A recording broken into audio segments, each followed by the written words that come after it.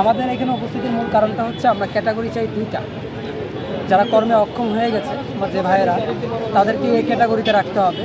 এখানে অনেকের অঙ্গহানি হয়েছে, ইন্টারনাল অনেক অঙ্গহানি হয়েছে, তাদেরকে এক ক্যাটাগরিতে রাখবে। যারা সুস্থ হয়ে গেছে বা সুস্থ হবে তাদেরকে বি ক্যাটাগরিতে রাখতে হবে। স্পষ্ট বার্তা আমাদের। আর আমরা চাই প্রত্যেকটা আহত ভাই যাতে মাসিক ভাতার অন্তর্ভুক্ত হয়, এটা ন্যায্য দাবি আমাদের। আমরা ইতিমধ্যে মুক্তিযোদ্ধা বিষয়ক উপদেষ্টার সাথে কথা বলেছি, তারা সঠিক কোনো সুরাহা করতে পারে নাই বলেই আজকে সবাই এখানে আসছি, এবং বিভিন্ন জেলা থেকে ট্রাক ভরে ভরে মানুষ, আমাদের আহত ভাই যারা আছে তারা আসতেছে।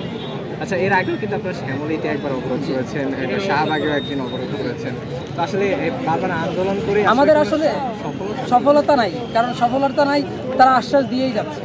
আমরা চাই সুনিশ্চিত বা নিশ্চিত একটা সিদ্ধান্ত, তারা এই সিদ্ধান্তটা দিতে পারছে না। তাই আজকে আমাদের অবস্থানটা হচ্ছে এরকম যে আমরা যতক্ষণ না পর্যন্ত তারা লিখিত দিবে, যতক্ষণ না পর্যন্ত সেটা লিখিত দেওয়ার পর প্রেসে বলবে, ততক্ষণ পর্যন্ত আমরা এখানে থাকবো। আপনারা কি মনে করেন এখানে এই লং মার্চ করলে আপনারা আসলে ইনশাল্লাহ আমরা সকল আহতরা যদি এখানে আসতে পারি, সবাই যেহেতু আসছে, আমরা এখান থেকেই সফলতা অর্জন করে যাব। মাসিক ভাতার ব্যাপারে কি আপনাদের কোনো প্রস্তাবনা আপনারা দিয়েছেন? আমাদের প্রস্তাবনা হচ্ছে যৌক্তিকভাবে তারা বিবেচনা করে তারা যে ভাতা বলবে সেই ভাতাটাই আমরা অ্যাকসেপ্ট করবো, তবে সবাইকে ভাতার অন্তর্ভুক্ত করতে হবে। যত আহত হয়েছেন সবাই। ধন্যবাদ। আপনার নামটা একটু বলুন। আমার নাম হচ্ছে মোহাম্মদ আরমান। কোথায় আহত হয়েছে? আমি উত্তরাতে আহত হয়েছি। সবকিছু দেওয়া হয়েছে, বিভিন্ন কার্যালয় দেওয়া হয়েছে,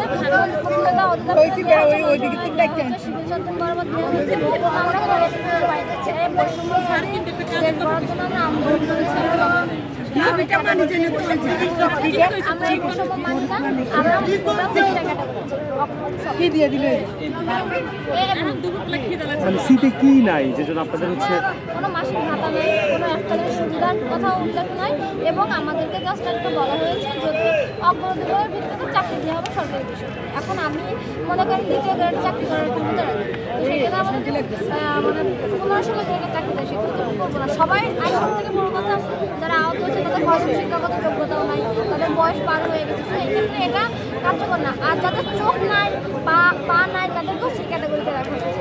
মানে মোট কথা বিতে কারা বিতে মানে ক্যাটাগরিতে বৈষম্য করা হয়েছে। কারণ আপনার এখানে বিতে বলা হয়েছে যে যাদের মানে হাঁটতে চলতে পারে কিন্তু একটা অঙ্গ হাঁটে, যেরকম একটা চোখ নাই, একটা পা নাই, এরকম, কিন্তু সেই ক্ষেত্রেও ঝামেলা। যারা সুস্থ তাদেরকে বি ক্যাটাগরিতে রাখা হয়েছে, যারা গুলিবিদ্ধ তাদেরকে সি ক্যাটাগরিতে রাখা হয়েছে, মানে তাদের অবস্থা খুবই খারাপ, তাদেরকে সি ক্যাটাগরিতে। মোট কথা 22,000-এর মধ্যে 20% আপনার এ এবং বি ক্যাটাগরিতে রাখছে, বাকি 80% হচ্ছে কিসে রাখছে। আপনি বলতেছেন বি ক্যাটাগরিতে যাচাই বাছাই কেউ সমস্যা হয়েছে? হ্যাঁ, সব জায়গায় নাম্বারে করা হয়েছে। আপনার নাম কি, কোথায় আহত হয়েছিল? সোহেলি তামান্না। আমি হচ্ছে 5 তারিখ সকালে, মানে শহীদুল্লাহ যখন গুলি করে তখন দৌড়াইতে যে চাকর ছিল, এখানে আমাকে মারছিল, পুরো বাম পাশে আমাকে ব্লাড জমে গেছিল। আমি বাম হাতে ভারী কিছু ধরতে পারি না, আর আমার বাম হাত ঠিকও হবে না, মানে কন্টিনিউ ট্রিটমেন্ট চালাই যেতে বলছে সিএমএইচ থেকে। দরকার হলে এখানে গরু জবাই করে সবাই খাওয়াবে, খাওয়ানো হবে। তারা সকাল থেকে অনেক কষ্ট করছে, আমরা যে বসে আছি না, আমাদের সুন্দর চোখ দিয়ে দেখতেছি, সুন্দর আমরা বসে আছি।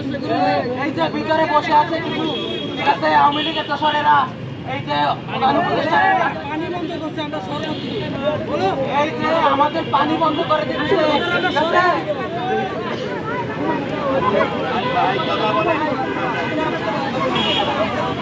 তারা আমাদের পানি বন্ধ করছে, আমরা গরু জবাই করে খিচুড়ি রান্না করবো। পর্যন্ত প্রেসের সামনে এসে সরকারি কর্মকর্তা তার এই দায়িত্ব আছে, সে যতক্ষণ না পর্যন্ত বলবে প্লাস লিখিত দিবে, ততক্ষণ পর্যন্ত উঠার কোনো অপশন আমরা রাখবো। আমাদের সকল আহত ভাইরা এখনো আসতেছে, আমাদের